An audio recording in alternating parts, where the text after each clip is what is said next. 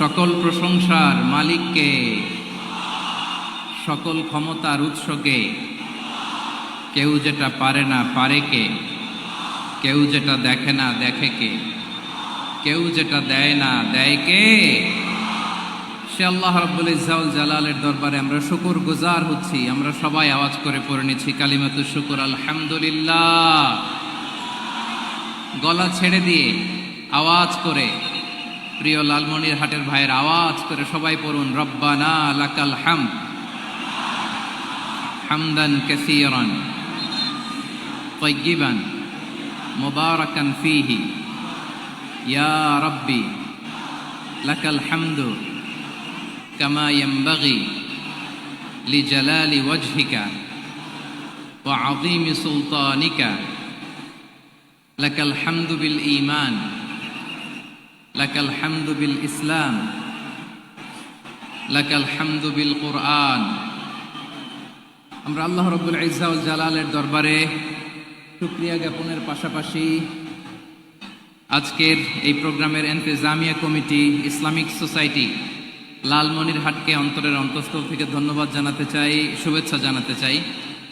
যারা দীর্ঘদিন টানা পরিশ্রম শেষে আজকে লালমনিরহাট জেলায়, যেটা আমার বেসিকলি রংপুর বিভাগের প্রোগ্রাম ছিল, এই ঐতিহাসিক প্রোগ্রামের আয়োজন তারা করেছে, আলহামদুলিল্লাহ। আজকের প্রোগ্রামে সম্মানিত সভাপতি, প্রধান অতিথি, বিশেষ অতিথি, মঞ্চে উপবিষ্ট আপনাদের অত্র এলাকার মা ও মাটির সন্তানেরা, নেতৃবৃন্দ, কমিউনিটি লিডার্স, লালমনিরহাট জেলার সম্মানিত ব্যবসায়ী ভাইয়েরা, চাকরিজীবী ভাইয়েরা, ছাত্র ভাইয়েরা, ভলান্টিয়ার্স ভাইয়েরা এবং লালমনিরহাট জেলা স্টেডিয়ামে অবস্থানরত আমার মা এবং বোনেরা, আমি আপনাদের সবাইকে অন্তরের অন্তঃস্থল থেকে শুভেচ্ছা জানাতে চাই, ধন্যবাদ জানাতে চাই যে আপনারা এত চমৎকার একটি প্রোগ্রামের আয়োজন করেছেন। প্রিয় ভাইয়েরা, আপনারা জানেন যে আমি প্রতি বিভাগে একবার করে সফর করছি। তো সেই সুবাদে রংপুর বিভাগের প্রোগ্রামটা আমি লালমনিরহাটে দিয়েছি এবং আমি আশ্বস্ত হয়েছিলাম যে লালমনিরহাটের প্রোগ্রাম খুবই গোছালো হবে, সুষ্ঠু হবে, শান্ত হবে। সেটার নমুনা আলামত আমি দেখতে পাচ্ছি, আলহামদুলিল্লাহ। সবাই খুবই সুশৃঙ্খল, লক্ষ লক্ষ তাওহীদি জনতা, পেছনে অনেকে জায়গা পায় নাই কিন্তু কোনো আওয়াজ নাই, সবাই দাঁড়িয়ে আছে। এলইডি স্ক্রিন আছে, আপনারা স্ক্রিনে দেখতে পাচ্ছেন, আলহামদুলিল্লাহ। আমি সবাইকে দেখতে পাচ্ছি, মাশাআল্লাহ মাশাআল্লাহ। শান্ত হয়ে আপনারা বসুন, অল্প কিছু সময় কথা বলার সুযোগ আমি পাবো। যেহেতু আমি হেলিকপ্টারে করে এসেছি, হেলিকপ্টারগুলোর আবার একটা পলিসি আছে, সানসেটের আগে, সূর্য ডোবার আগে তাদেরকে এয়ারপোর্টে আবার ল্যান্ড করতে হয়। তো এখানে 3:30টার মধ্যে আমাকে উঠে যেতে হবে। আমি যদি বারবার আপনাদেরকে থামাতে থাকি, শান্ত হতে বলি এবং এগুলোতেই যদি আমরা সময় নষ্ট করে ফেলি, তাহলে এই যে বিশাল মহাসমাবেশ, বিশাল আয়োজন, যেখানে 2-4টা আমি বার্তা দিতে চাই, এগুলো ব্যাহত হবে। লালমনিরহাটের ছেলেরা খুব ভদ্র, শান্তশিষ্ট।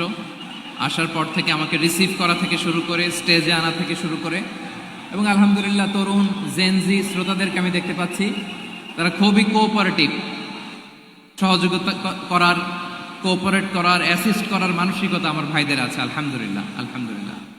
আমি চাইব আমরা একটু নীরব, নিস্তব্ধ পরিবেশ তৈরি করার একটু চেষ্টা করব। প্রচণ্ড রোদ, আপনাদের যেমন কষ্ট হচ্ছে আমারও কষ্ট হচ্ছে। ওনারা বলেছিল স্টেজকে সরাবে, উপরে পর্দা দিবে।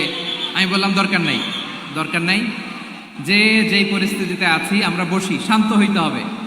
এখানে আমি শান্ত হইতে বলবো, ভলান্টিয়ার্সরা মাইক নিয়ে শান্ত হইতে বলবে, আমাদের সম্মানিত উপস্থাপক উনি শান্ত হইতে বলবে। এগুলোর অপেক্ষায় না থেকে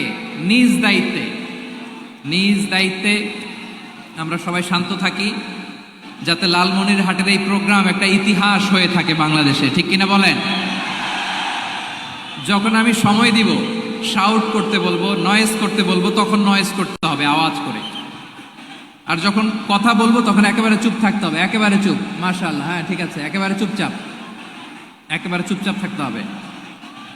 ধুলা উড়ানো যাবে না, সামনে আগানো যাবে না। নিজের সুবিধা, নিরাপত্তা বুঝতে হবে। এটা কোনো রাজনৈতিক সমাবেশ না, এখানে লাফালাফি, চিৎকার চেঁচামেচি, হাত দেখানোর দরকার নাই। হাত দেখানোর পর্ব শেষ। এখানেও ঠান্ডা হয়ে গেছে, মাশাআল্লাহ। হ্যাঁ, মাশাআল্লাহ। আমাদের ভলান্টিয়ার্স ভাইরা, আমাদের স্বেচ্ছাসেবক ভাইরা, আইন শৃঙ্খলা রক্ষাকারী ভাইরা অনেক চেষ্টা করতেছে, মাশাআল্লাহ। Very good, I am very happy to C this scenario, মাশাআল্লাহ, আলহামদুলিল্লাহ। আমি একটু দেখতে চাই যে রংপুর বিভাগের কে কোন জেলা থেকে আপনারা এসছেন। কুড়িগ্রাম থেকে কারা এসছেন দেখি, কুড়িগ্রাম। মাশাআল্লাহ, মাশাআল্লাহ। আচ্ছা, গাইবান্ধা জেলার কে আসছেন? গাইবান্ধা, মাশাআল্লাহ। ঠাকুরগাঁও, ঠাকুরগাঁও অনেকে আসছেন। দিনাজপুর জেলা থেকে, মাশাআল্লাহ। নীলফামারী, ঠিক আছে, ফি আমানিল্লাহ। পঞ্চগড় অনেক আসছে। রংপুর, রংপুর,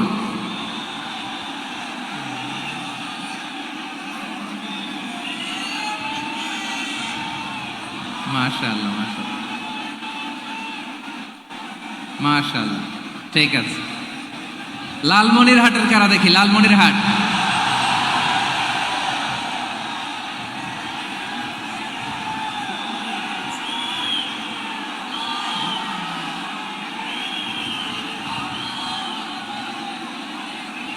মাশাআল্লাহ, মাশাআল্লাহ,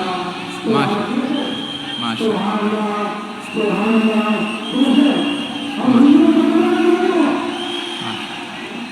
ঠিক আছে, ঠিক আছে। আচ্ছা, এই রংপুর বিভাগের বাইরে থেকে অন্য জেলার কারা কারা আসছেন দেখি, তাও আছে অনেকে, মাশাআল্লাহ, ঠিক আছে, ঠিক আছে। আজকের প্রোগ্রামে উপস্থিত আছেন প্রধান অতিথি হিসেবে অধ্যক্ষ আসাদুল হাবিব দুলু ভাই, সাংগঠনিক সম্পাদক বিএনপি, জাতীয় নির্বাহী কমিটি সভাপতি, জেলা বিএনপি লালমনিরহাট। বিশেষ অতিথি হিসেবে আমাদের অনেক ভাইরা এসছেন, সবাইকে শুকরিয়া জানাই। সভাপতিত্ব করছেন জনাব আব্দুল হাকিম। আইন শৃঙ্খলা বাহিনী, প্রশাসন, ভলান্টিয়ার্স, শুনেছি আমি প্রায় 5,000 ভলান্টিয়ার্স আপনারা নিয়োগ দিয়েছেন, আলহামদুলিল্লাহ, আলহামদুলিল্লাহ। অনেক গোছালো প্রোগ্রাম। আমার প্রাণ ঢালা ভালোবাসা জানবেন, আমার হৃদয়ের গহীন থেকে ভালোবাসা নিবেন, শুভেচ্ছা জানবেন সবাই, ঠিক আছে, ঠিক আছে। প্রিয় ভাইরা, আমরা আর কাল বিলম্ব না করে মূল আলোচনায় চলে যেতে চাই। আজকে যে টপিকের উপর আমি কথা বলবো, টপিকটা হচ্ছে peaceful coexistence and communal harmony, শান্তিপূর্ণ সহাবস্থান এবং সাম্প্রদায়িক সম্প্রীতি। আমাদের বাংলাদেশে সাম্প্রদায়িক সম্প্রীতি আছে না নাই? আবহমান কাল থেকে আমরা মুসলিম, হিন্দু, বৌদ্ধ, খ্রিস্টান, পাহাড়ি, নৃগোষ্ঠী মিলেমিশে একাকার, আমরা সবাই মিলে বাংলাদেশ। আওয়াজ করে বলেন ঠিক কিনা? আমাদের পারস্পরিক সম্প্রীতি, ভালোবাসা, সৌহার্দ্যপূর্ণ আচরণ, বোঝাপড়া, এটা বেশ মজবুত, বেশ মজবুত। তবে মাঝে মাঝে আমাদের এই সম্প্রীতির ভেতরে অনেকে ফাটল ধরাতে চায়। আমরা যে সুখে আছি, শান্তিতে আছি, এটা অনেকের ভালো লাগে না, ঠিক কিনা বলেন? আমাদের মধ্যে সাম্প্রদায়িক সম্প্রীতি, সৌহার্দ্যপূর্ণ আচরণ, ভালোবাসা, এটা আবহমান কাল ধরে আছে। তার প্রমাণ, আমরা তাফসিরুল মাহফিলের আয়োজন করলে আমাদের হিন্দু ভাইরা ডিস্টার্ব করে না, ঠিক কিনা? এবং আমি যদি বলি হাত তোলেন, হিন্দু ধর্মের কারা কারা এসেছেন, কত শত কত হাজার যে হাত উঠবে, আপনি অবাক হয়ে যাবেন। আমি চাচ্ছি না হাত উঠাতে। খুলনাতে সর্বশেষ যে আমি প্রোগ্রাম করে গেলাম, সেখানে কয়েকশো হিন্দু ভাই আসছে আমাদের আলোচনা শুনতে, আলহামদুলিল্লাহ। অনেক বৌদ্ধরা আসে, অনেক খ্রিস্টানরা আসে। এবার সফরেও অনেক হিন্দু ভাইরা আমার সাথে দেখা করেছে, তারা বলেছে হুজুর আমরা আপনার আলোচনা শুনি, আলহামদুলিল্লাহ বলেন। So it's our responsibility to present our religion to our non-Muslim brothers and sisters. আমাদের অমুসলিম ভাই বোনদের কাছে ইসলামের সৌন্দর্য তুলে ধরা, এটা আমাদের দায়িত্ব। We all are the ambassador of Islam. আমরা প্রত্যেকে দায়িত্বশীল, আমরা প্রত্যেকে এক একজন ইসলামের অ্যাম্বাসেডর, আলহামদুলিল্লাহ বলেন। এজন্য এমনভাবে দ্য বিউটি অফ ইসলাম, ইসলামের সৌন্দর্য আমাদেরকে ফুটিয়ে তুলতে হবে, যাতে করে নন মুসলিমরা শাহাদা পড়ে, কালিমা পড়ে মুসলমান হয়ে যায়। অনেক নন মুসলিম ভাই বোন আমাদের হাতে শাহাদা পড়ে, কালিমা পড়ে মুসলমান হয়েছে, অনেক। সো আমরা যেন ইসলামের বিউটিটাকে তুলে ধরতে পারি, এবং এই যে সম্প্রীতি, এটাকে যেন আমরা অটুট রাখতে পারি। আদতে আদতে বাংলাদেশের ইতিহাস বলে আমাদের দেশে কোনো দাঙ্গা নাই, আছে? লালমনিরহাটের ভাইয়েরা আওয়াজ করে বলেন, আমাদের দেশে হিন্দু মুসলিম দাঙ্গা আছে? আমরা ভাই ভাই, আওয়াজ করে বলুন তো, আমরা কি ভাই ভাই? কিন্তু কিছু দুষ্ট লোক আছে, তারা আমাদের সম্পর্কের মধ্যে ফাটল ধরাতে চায়, ঠিক কিনা বলেন? মাঝে মাঝে ঝগড়া লাগাতে চায়। দেখবেন পত্রপত্রিকায় দেখা যায় বিভিন্ন ধর্মীয় উপাসনালয়গুলোতে হামলা চালানো হয়। এগুলো রাজনৈতিক উদ্দেশ্য প্রণোদিত, এগুলোর সাথে ইসলামের কোনো সম্পর্ক নাই। এই জন্য এই দুর্বৃত্তদের ব্যাপারে আমাদের সাবধান থাকতে হবে। আমরা সবসময় যেমনি ঐক্যবদ্ধ, ইউনাইটেড, আমরা যদি এরকম ইউনাইটেড থাকি, এই সমস্ত দুর্বৃত্তদের কালো হাত ভেঙে দিতে আমাদের 1 ঘন্টাও লাগবে না। চিল্লায় বলো ঠিক কিনা? আমরা সংঘবদ্ধ থাকবো। এই যে আমাদের পিসফুল কোএক্সিস্টেন্স, শান্তিপূর্ণ সহাবস্থান। হিন্দুরা পূজা করে, যেদিন হিন্দুদের পূজা অনুষ্ঠান, আমরা ওই দিন তাফসির মাহফিল করি না, ঠিক কিনা বলেন? যেদিন আমাদের তাফসিরুল কোরআনের প্রোগ্রাম, ওই দিন আমাদের হিন্দু ভাইরা ডিস্টার্ব করে না। সুবহানাল্লাহ। হিন্দুদের পূজা অনুষ্ঠানে মাদ্রাসার ছাত্র যে পাহারা দেয়, গোটা বিশ্বে এরকম দৃষ্টান্ত নজির বিরল, ঠিক কিনা বলেন? আইন শৃঙ্খলা বাহিনীর পাশাপাশি মাদ্রাসার ছাত্ররা যে সেখানে পাহারা দেয়, গোটা পৃথিবীতে এই দৃষ্টান্ত আপনি পাবেন না। মাদ্রাসার ছাত্ররা, তারা তো কোরআনের ধারক, তারা হাদিসের ধারক, তারা কেন মন্দির পাহারা দিবে? এই সম্প্রীতিকে ধরে রাখার জন্য, এই সৌহার্দ্যকে ধরে রাখার জন্য, আমাদের পারস্পরিক ভালোবাসাকে অটুট রাখার জন্য। আওয়াজ করে বলতে হবে, ঠিক কিনা? এখন বলেন, আমাদের এই ভালোবাসা অটুট থাক, আমরা চাই কি চাই না? আমরা হিন্দু মুসলিম মিলেমিশে শান্তিপূর্ণ সহাবস্থান, সাম্প্রদায়িক সম্প্রীতি। লালমনিরহাটের ভাইয়ের আওয়াজ করে বলুন, এই সাম্প্রদায়িক সম্প্রীতি আমরা চাই কি চাই না? আল্লাহ এই দেশকে তুমি বরকতময় করো, বাংলাদেশকে তুমি শান্তিময় করো। আওয়াজ করে সবাই বলেন আমিন। এই জায়গাটাতে সামান্য একটু আওয়াজ হচ্ছিল, এটাও থেমে গেছে। আলহামদুলিল্লাহ, আলহামদুলিল্লাহ। এখন একেবারে everything is in my control. মাশাআল্লাহ। ঠিক আছে, আমি মূল আলোচনায় যাই। প্রিয় ভাইরা, আমি বলেছিলাম আমার আলোচনার বিষয় হচ্ছে শান্তিপূর্ণ সহাবস্থান, সাম্প্রদায়িক সম্প্রীতি। আমরা দেখব ইসলাম আমাদেরকে কি কি দিক নির্দেশনা দেয়। শান্ত হইতে হবে।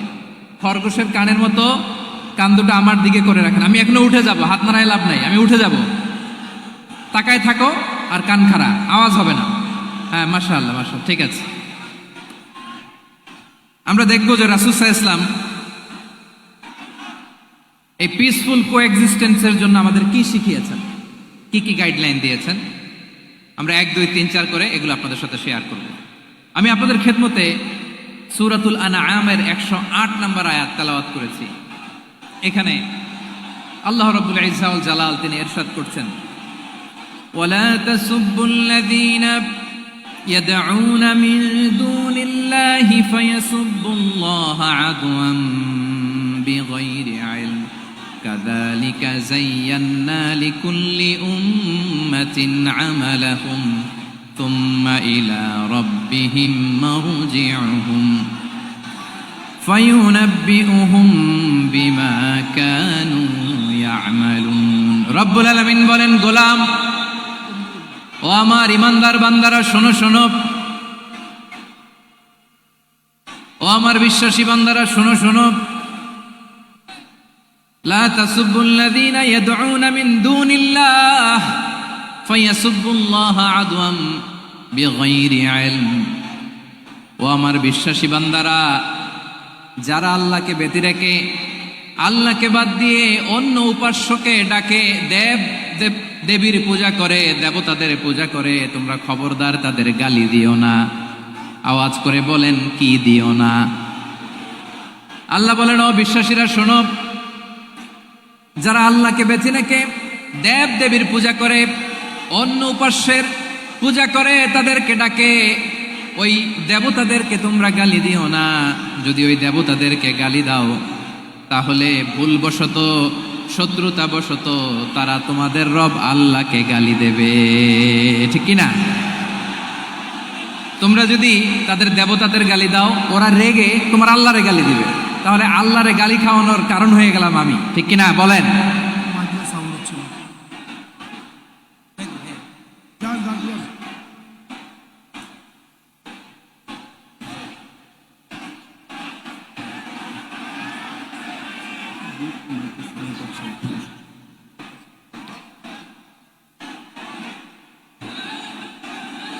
সম্মানিত ভাইয়েরা, এত বিশাল প্রোগ্রাম, মাইকের একটা সেটআপ থাকে, তারগুলো অনেক সময় নড়ে যায়, ধাক্কা ধাক্কিতে ডিসপ্লেস হয়, একটু ঝামেলা হবে।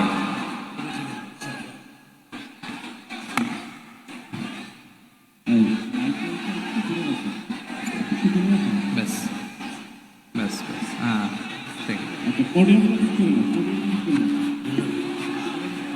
ঠিক আছে।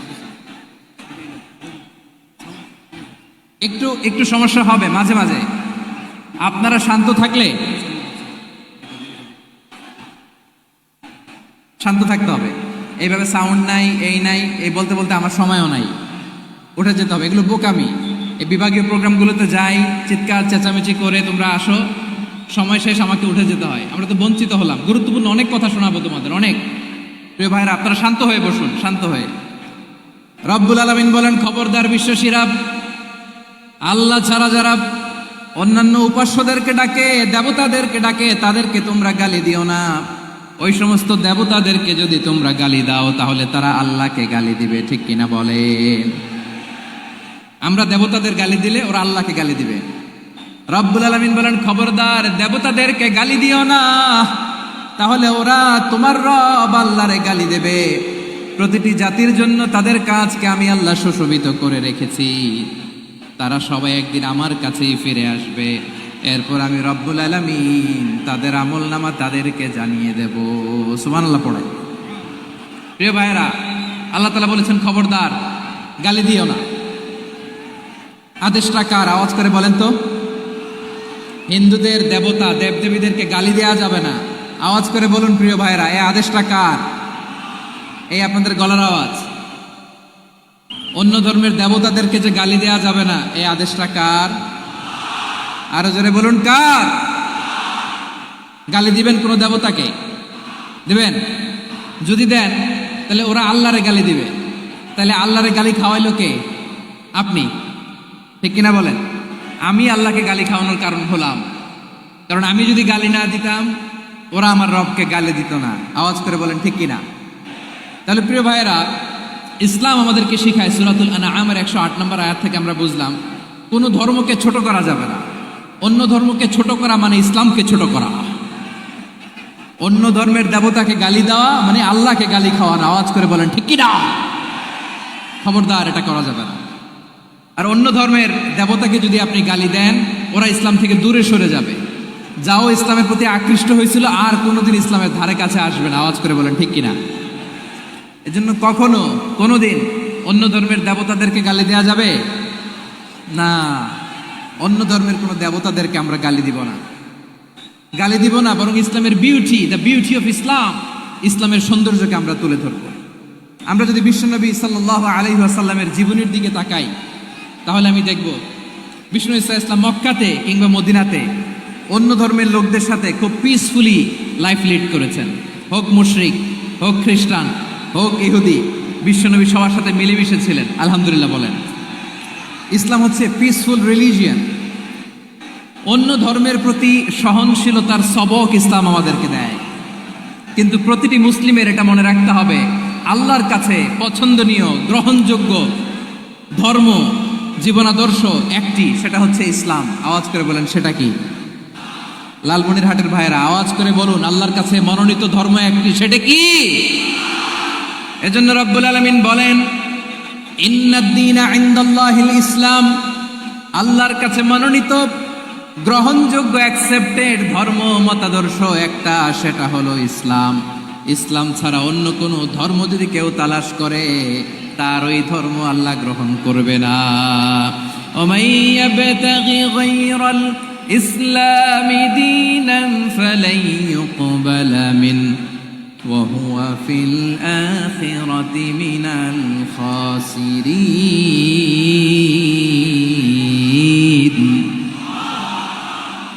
Whoever seek anything except Islam, that won't be accepted from him, and he will be loser in the day of judgment. কিয়ামতের দিন ইসলাম ছাড়া কেউ যদি অন্য কোনো ধর্ম তালাশ করেছে দুনিয়াতে, তার এই মতাদর্শ গ্রহণ করা হবে না, and he will be loser. সে হবে লুজার, ক্ষতিগ্রস্ত, হাই হাই কোম্পানির ম্যানেজার। ওর আমও শেষ, সালাও শেষ। আওয়াজ করে বলেন ঠিক কি না? এজন্য ইসলাম পেয়ে আমরা খুশি না বেজার? প্রত্যেক নামাজ শেষে আমরা আল্লাহরে বলি, আল্লাহ রাদিতু বিল্লাহি রাব্বা ওয়া বিল ইসলামি দীনা ওয়া বি মুহাম্মাদিন নাবিয়ান ওয়া রাসূলা। ও আল্লাহ, তোমারে রব হিসেবে পেয়ে আমরা খুশি। ও আল্লাহ, ইসলামকে ধর্ম হিসেবে পেয়ে আমরা খুশি। বিশ্বনবীকে আমাদের রাসূল পেয়ে আমরা খুশি। ঠিক কিনা বলেন? ইসলাম ছাড়া অন্য কোনো ধর্ম আমরা গ্রহণ করব না। ঠিক কিনা বলেন? আল্লাহর কাছে অ্যাকসেপ্টেড রিলিজিয়ান একটা, সেটা ইসলাম।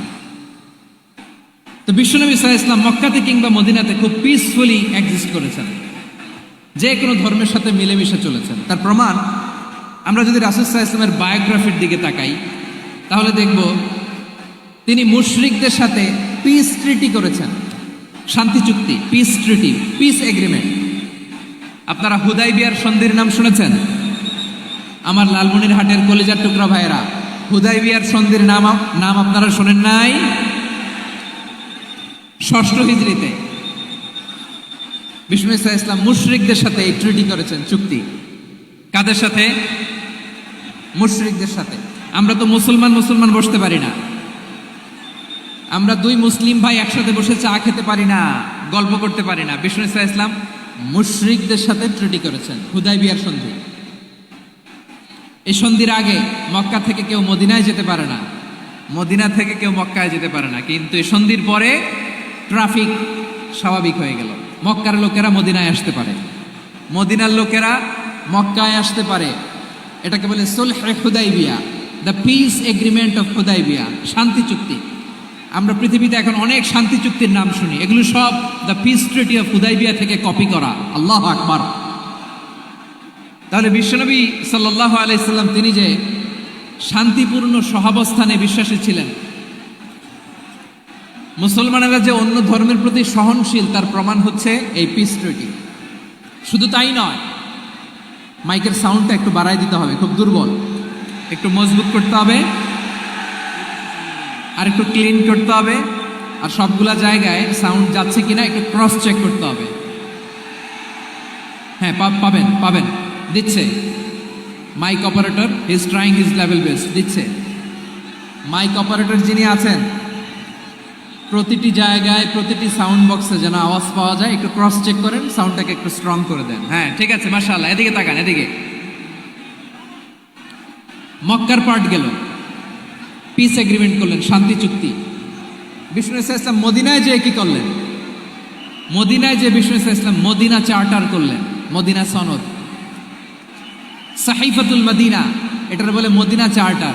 এই যে ওয়েস্টে, ইউরোপে, আমেরিকাতে তারা অনেক চার্টার করে, সব চার্টার মদিনা চার্টার থেকে কপি করা। আওয়াজ করে পড়েন সুবহানাল্লাহ। বিষ্ণু ঈসা ইসলাম মদিনায় গেলেন, মদিনাতে মুসলিম, মুশরিক, ইয়াহুদি, এই তিন ধর্মের লোক মিলে, সব স্টেক হোল্ডার যারা আছে সবাইকে নিয়ে বিষ্ণু ঈসা ইসলাম মদিনা চার্টার করলেন, মদিনা সনদ। পড়েন সুবহানাল্লাহ। শুধু তাই নয়, মক্কাতে বিশ্বনবী পিস এগ্রিমেন্ট করলেন, শান্তি চুক্তি মুশরিকদের সাথে।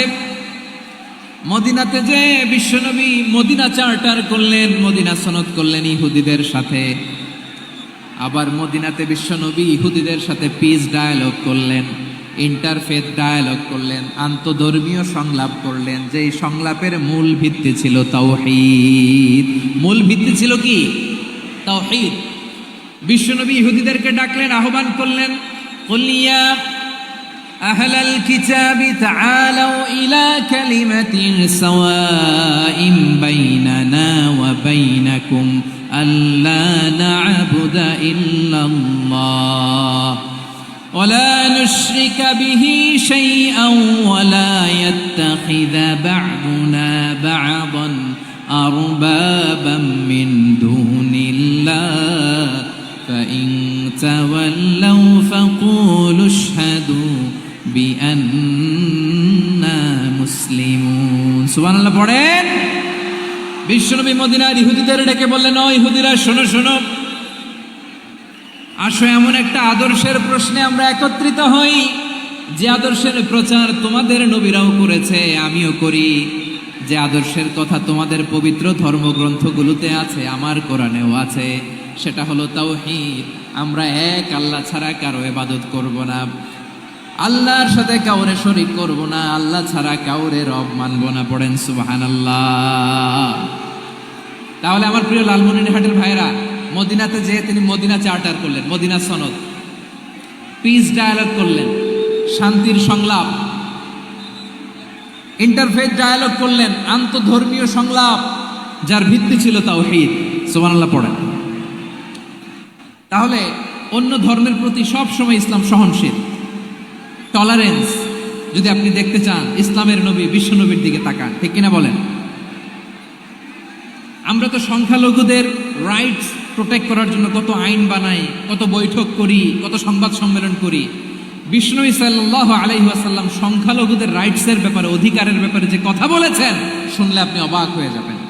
বিশ্বনবী বলেন, আলা মান যালামা মুআহাদান আও ইনতাকাসাহু আও কাল্লাফাহু ফাওকা তাআতিহি আও কাল্লাফাহু ফাওকা তাকাতিহি আও আখাযা মিনহু শাইআন বিগাইরি তিবি নাফসিন ওয়া আনা হাজিজুহু ইয়াউমাল কিয়ামা। খবরদার, জেনে রেখো, কেউ যদি কোনো সংখ্যালঘুর উপরে অত্যাচার করে, কোনো সংখ্যালঘুর প্রাপ্য থেকে যদি কেউ কাউকে ঠকায়, সংখ্যালঘুর উপর যদি কেউ কষ্ট দেয়, কোনো সংখ্যালঘুর সম্পদ যদি কেউ জোর করে কেড়ে নেয়, আমি কিয়ামতের দিন বিশ্বনবী ওই সংখ্যালঘুর পক্ষে আর ওই মুসলমানদের বিপক্ষে বাদী হয়ে দাঁড়াবো। সুবহানাল্লাহ বলতে পারলেন না? আল্লাহু আকবার। আপনি নামাজি, আপনি মুসল্লি, আপনি হাজী সাহেব, তাহাজ্জুদ পড়তে পড়তে কপালে দাগ ফেলে দিছেন, আপনার প্রতিবেশী হিন্দু, ভাবছেন আমার তো পাওয়ার আছে, ওর জমিটা দখল করি। বিশ্বনবী বলেন, কিয়ামতের দিন ওই হিন্দুর পক্ষে তোর বিরুদ্ধে আমি বাদী হয়ে দাঁড়াবো। পৃথিবীর কোন ধর্মে এরকম স্টেটমেন্ট পাবেন? পাবেন? আপনি ভাবছেন আপনি নামাজ পড়লে হাজী সাহেব কপালে দাগ ফেলায় দিলে আপনি সালসালায় জান্নাতে চলে যাবেন না? খবরদার। বিশ্বনবী বলেন, কোন সংখ্যালঘুর উপর যদি কেউ আক্রমণ করে, তার প্রাপ্য তাকে না দিয়ে যদি তাকে ঠকায়, তার উপর জুলুম করে, তার সম্পদ যদি কেড়ে নেয়, আমি নবী, তুমি মুসলিম হইতে পারো, মুসল্লি হইতে পারো, তার পক্ষে, তোমার বিপক্ষে আল্লাহর দরবারে বাদী হয়ে দাঁড়াবো। আচ্ছা লালমনিরহাটের ভাইরা, কথা বুঝতে পারলে আওয়াজ করে উত্তর দেন। বিশ্বনবী যদি কারো বিপক্ষে দাঁড়ায় কিয়ামতের দিন, আই রিপিট, আমি আবারও বলছি, বিশ্বনবী যদি কিয়ামতের দিন কারো বিপক্ষে দাঁড়ায়, ও তো সালসালায়া জান্নাতি, তাই না? জান্নাতি না? যে নবীর সুপারিশ ছাড়া জান্নাতের গেটও দেখা যাবে না, ওই নবী যদি বলে তোর বিপক্ষে আমি বাদী হয়ে দাঁড়াবো, ওই জান্নাতে আর ঢোকার কোনো সুযোগ আমাদের থাকবে? এখানেই শেষ না আমার প্রিয় লালমনিরহাটের ভাইয়েরা, এখানেই শেষ নয়। বিশ্বনবী বলেন, মান কাতালা মুআহাদান, বুখারীর বর্ণনা, মান কাতালা মুআহাদান লাম ইয়ারাহ রাইহাতাল জান্নাহ। কেউ যদি, কোনো মুসলিম যদি অন্যায়ভাবে কোনো সংখ্যালঘুকে হত্যা করে, কোনো হিন্দুকে হত্যা করে, কোনো বৌদ্ধরে হত্যা করে, অন্যায়ভাবে কোনো মুসলিম যদি কোনো সংখ্যালঘুরে হত্যা করে, জান্নাতে যাওয়া তো দূরের কথা, ওই মুসলিম জান্নাতের ঘ্রাণও পাবে না। সেই বুখারীর বর্ণনা, মান কাতালা মুআহাদান লাম ইয়ারাহ রাইহাতাল জান্নাহ ওয়া ইন্না রিহাহা লা ইউজাদু মিন মাসিরাতি 40 আমা। যে জান্নাতের ঘ্রাণ 40 বছর দূরের রাস্তা থেকেই পাওয়া যায়। সুবহানাল্লাহ পড়েন। প্রিয় ভাইরা, এখান থেকে জান্নাতে পৌঁছতে লাগবে 40 বছর। এত দূর, কত বছর? সবাই বলেন কত বছর? এখান থেকে জান্নাতে পৌঁছতে লাগবে 40 বছর। এত দূরে থাকতেই জান্নাতের ঘ্রাণ আপনার নাকে এসে ধাক্কা মারবে। বিশ্বনবী বলেন, যে ব্যক্তি কোনো সংখ্যালঘুকে হত্যা করে, জান্নাতের ঘ্রাণ তো পাবেই, জান্নাতে তো ঢুকতে পারবেই না, জান্নাতের ঘ্রাণও তার নাকে লাগবে না। পড়েন নাউযু বিল্লাহ। তাহলে সংখ্যালঘুদের ব্যাপারে ইসলামে অধিকার দেয়া আছে না নাই? লালমনিরহাটের ভাইয়ের আওয়াজ করে বলেন, আমার সংখ্যালঘু হিন্দু ভাইদের রাইটস, অধিকার আমাদের ইসলামে প্রোটেক্টেড আছে না নাই? এখানেই শেষ না। বিষ্ণু ইসলাম আপনার অমুসলিম প্রতিবেশীর সাথে ভালো আচরণ করতে বলেছে। আমাদের হয় না, এটা মুসলিম পাড়া ওটা বৌদ্ধ পাড়া, হয় না? অনেক সময় হয় না, এটা আমাদের মুসলিম পাড়া ওইটা হিন্দু পাড়া, এরকম আছে না নাই? লালমনিরহাটে নাই না? আছে? হিন্দু যদি আপনার প্রতিবেশী হয় কি করবেন? ওরে কষ্ট দিবেন নাকি? কেন? ও তো হিন্দু, ও তো আমার আল্লাহরে ডাকে না, ওরে কষ্ট দিলে জায়েজ হবে না? খবরদার। বিষ্ণু ইসলাম বলেন, মান কানা ইউমিনু বিল্লাহ ওয়াল ইয়াউমিল আখির ফালিউকরিম জারাহ, যে আল্লাহ বিশ্বাস করে আর আখিরাতে বিশ্বাস করে সে যেন প্রতিবেশীর সাথে ভালো আচরণ করে। সুবহানাল্লাহ। কলিজা জুড়ায় যায় না আমার নবীর কথাগুলো শুনলে? যে আল্লাহ বিশ্বাস করে, যে আখিরাতে বিশ্বাস করে সে যেন প্রতিবেশীর সাথে ভালো আচরণ করে। এখানে বলছে মুসলিম প্রতিবেশী, বলছে নামাজি প্রতিবেশী, বলছে আল্লাহওয়ালা প্রতিবেশী, বলছে না। প্রতিবেশী আস্তিক হোক নাস্তিক হোক, প্রতিবেশী মুমিন হোক মুশরিক হোক, প্রতিবেশী হইলেই তার সাথে ভালো আচরণের দরকার আছে না নাই? আমার প্রিয় লালমনিরহাটের ভাইয়েরা, বিষ্ণু ইসলাম ওনার ইহুদি প্রতিবেশীদের দেখাশোনা করতেন। আওয়াজ না শোনা যাক, আমারও তো দেখা যায়, আমারও তো দেখা যায়। তাকায় থাকেন, তাকায় থাকলে সওয়াব হবে। কোরআনের কথা যেখান থেকে হয় এদিকে তাকায় থাকলেই বরকত। তাকায় থাকেন। জি জি, মাইক, আমি তো আর মাইক ঠিক করতে আসি না এদিকে, এই মাইক ঠিক করবো ওই মাইক ঠিক করবো, ওদিকে পাইলট বলবে হুজুর চলে আসেন। জি বসুন বসুন, মাশাআল্লাহ। হ্যাঁ খুব শান্ত, ঠিক আছে। পুলিশ ভাইরা না খেয়ে দিনরাত আপনারা যাতে সুশৃঙ্খল একটা প্রোগ্রাম উপহার পান এটাই চেষ্টা করতেছে, আপনাদেরকে কষ্ট দিতে আসে নাই, একটু একটু সহযোগিতা করেন। জি মাশাআল্লাহ, হ্যাঁ ঠিক আছে। আমার প্রিয় ভাইরা, প্রতিবেশী আস্তিক হোক নাস্তিক হোক, মুসলিম হোক হিন্দু হোক, তার সাথে ভালো আচরণ করতে হবে। বিষ্ণু ইসলাম ওনার ইহুদি প্রতিবেশীর বাসায় যেতেন। কোন প্রতিবেশী? ইহুদি। আওয়াজ করে বলেন, কোন প্রতিবেশী? ইহুদি। এক ইহুদি কিশোর বিষ্ণু ইসলামের খেদমত করতে, ইহুদি ছেলে আমার নবীর খেদমত করতো, তারা ছিল নবীর প্রতিবেশী। তো অনেক দিন হয় ইহুদি ছেলেটা আসে না। বিষ্ণুনবী খোঁজ দিলেন, ঘটনা কি? একটা ইহুদি ছেলে না আমার খেদমতে আসতো, ছেলেটা কই? খোঁজ নিয়ে জানলেন ছেলেটা অসুস্থ। বিষ্ণু ইসলাম ওই ইহুদির বাড়িতে চলে গেলেন ওই ছেলেটাকে দেখা করার জন্য, ভিজিট করার জন্য। সুবহানাল্লাহ পড়বেন না? গেলেন, যে দেখে ইহুদি ছেলেটা মুমূর্ষ, যান যান যায় যায় ভাব, বিছানায় পড়ে আছে, তার বাবা দাঁড়ানো। বিশ্বনবী তার মাথার পাশে বসলেন, মাথায় হাত বুলিয়ে দিলেন, আর ছেলেটাকে বললেন আসলিম, হে ইহুদি ছেলে আসলিম, ইসলাম ধর্ম গ্রহণ করো। তো ছোট্ট ছেলে ভাবে আমরা ইহুদি, এখন ইসলাম ধর্ম গ্রহণ করলে আব্বা যদি বকা দেয়, ফানাযারা ইলা ওয়াজহি আবি, ছেলেটা তার বাবার চেহারার দিকে তাকালো, দেখে আব্বা কি কয়। আব্বা যদি বলে তাইলে ইসলাম ধর্ম গ্রহণ করব। ইহুদি ছেলেটা তার বাবার দিকে যখন তাকালো, ওর বাবা বলে আতি আবুল কাসিম, আবুল কাসিম যা বলে তাই করো। আবুল কাসিম হচ্ছে বিষ্ণু ইসলামের একটা কুনিয়াত, উপনাম। আমার রাসূলের বড় ছেলের নাম ছিল কাসেম। যেমন দেখবেন আমাদের এলাকায় কারো ছেলের বড় ছেলের নাম যদি হয় আব্দুল্লাহ, এরা আব্দুল্লাহর বাপ বলে ডাকে। কারো বড় মেয়ের নাম যদি হয় ফাতেমা, এরা কি ডাকে? ফাতেমার বাপ বলে না? তো বিষ্ণু ইসলামের বড় ছেলের নাম ছিল কাসেম। ইহুদি বাবা বলল আতি আবুল কাসেম, আবুল কাসেম যা বলে তাই শোনো, মানে মোহাম্মদ যা বলে তাই শোনো। এই কথা শুনে ছেলে সাহস পাইছে, ছেলে আবার পড়তে আরম্ভ করলো আশহাদু আল্লাহ ইলাহা ইল্লাল্লাহ ওয়া আশহাদু আন্না মুহাম্মাদার রাসূলুল্লাহ, পড়েন আল্লাহু আকবার। বিশ্বনবীর আহ্বান শুনে ওই আহ্বানে সাড়া দিয়ে ইহুদি ছেলে শাহাদা পড়ে মুসলমান হয়ে গেল। তার হৃদয়টারে ইমানের নূর দিয়ে আলোকিত করে দিল কে?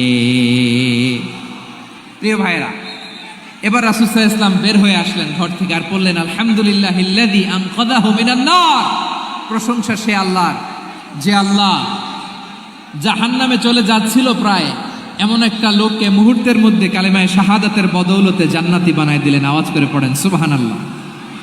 এই হাদিস থেকে আমরা কি শিখলাম? What is the moral of the story? এক নম্বর স্টোরি হলো, প্রতিবেশী ইহুদি হোক হিন্দু হোক, যাবেন সুসম্পর্ক রাখবেন, উপহার দিবেন, বিপদে পাশে দাঁড়াবেন, তাইলেই তো আপনাদের প্রতি, মুসলমানদের প্রতি তারা আকৃষ্ট হবে, ঠিক কিনা বলেন? আপনি যদি হিন্দুদের সাথে, বৌদ্ধদের সাথে নাই মিশেন, নাস্তিকের কাছে নাই যান, তো ইসলামের সৌন্দর্যটা ওরা বুঝবে কেমনে? আমার অনেক হিন্দু পরিচিত ভাই আছে, ওরা আমাদের ইফতারির প্রোগ্রামে এসে একসাথে ইফতারি করে।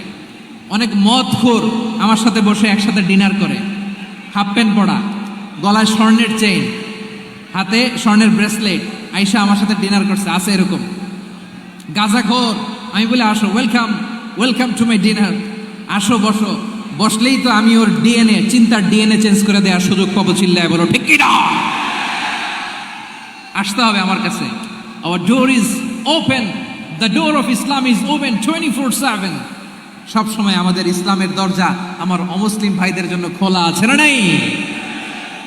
এই হাদিস থেকে দুইটা শিক্ষা। এক নম্বর শিক্ষা, প্রতিবেশী মুসলিম হোক অমুসলিম হোক, যান, অসুস্থ হইলে একটু আপেল নিয়ে যান, আঙ্গুর নিয়ে যান, কমলা নিয়ে যান, তাদের সাথে ভালো আচরণ করেন। ইসলামের বিউটি দেখে, সৌন্দর্য দেখে অবাক হবে, নসিব ভালো হলে কোনোদিন কালিমা পড়ে মুসলমান হয়ে যাবে, ঠিক কিনা বলেন? তাহলে অমুসলিমের সাথে ভালো সম্পর্ক। বিশ্বনবী ইহুদির বাড়িতে গেলেন, ইহুদির বাড়ি, আর আমার মুসলমান ভাই আমার কাফের বলে, এরকম আছে না নাই? মুসলিম মুসলিমরা দেখতে পারে না, সহ্য করতে পারে। বিশ্বনবী সাল্লাল্লাহু আলাইহি ওয়াসাল্লাম ইহুদির বাড়িতে গেলেন, এটা একটা শিক্ষা। আরেকটা শিক্ষা হলো, ভাইয়েরা ধাক্কা মেরে এসে সামনে এসে কি লাভ? প্রোগ্রাম তো শেষ হচ্ছে, এখনই শেষ হচ্ছে। তো এই যে আমাদের বকশি ভাই ওয়াদা নিল, হাত তোলালো, মিম বলে এত কথা বলল, তো আমি জেলায় জেলায় যে খালি হাত নাড়াই তোমাদের জন্য নাকি? হ্যাঁ, হাত নাড়াই শুধু। এই ধাক্কাইতে ধাক্কাইতে এদিকে এসে হাত নাড়াইতেছে, হয়েছে তো, দেখলাম তো, ঠিক আছে, মাশাআল্লাহ, অনেক সুশৃঙ্খল, অন্যান্য যে কোনো জেলার জন্য সুশৃঙ্খল। আমার দিকে তাকাও, আমার দিকে তাকাও, ঠিক আছে। এই যে দাঁড়িয়ে আছে, একটা ছেলে নড়ে না, দেখছেন? মাশাআল্লাহ, মাশাআল্লাহ, মাশাআল্লাহ। হ্যাঁ, এইভাবেই। আর কয়েকটা মজাদার কথা আছে, শোনো।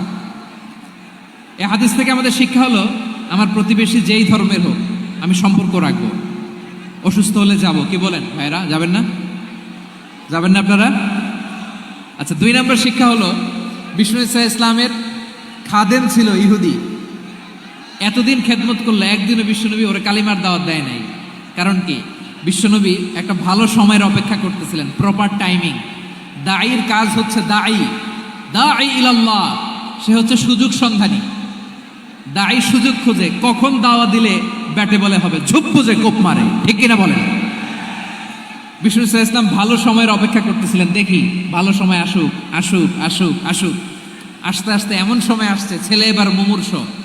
অসুস্থ ব্যক্তির হৃদয় অত্যন্ত নরম থাকে। হসপিটালে যখন কেউ যায় তার হৃদয়টা বড্ড নরম থাকে, মৃত্যুর ভয়ে তার অন্তরটা নরম থাকে, ঠিক কিনা বলেন? এই প্রপার টাইমিং এর অপেক্ষা করতেছিলেন। যখনই টাইমিং পেয়েছেন, দাওয়াত দিলেন, পড়ো লা ইলাহা ইল্লাল্লাহ। যদি অমুসলিম হয় তারা ফেলে দিতে পারবেন?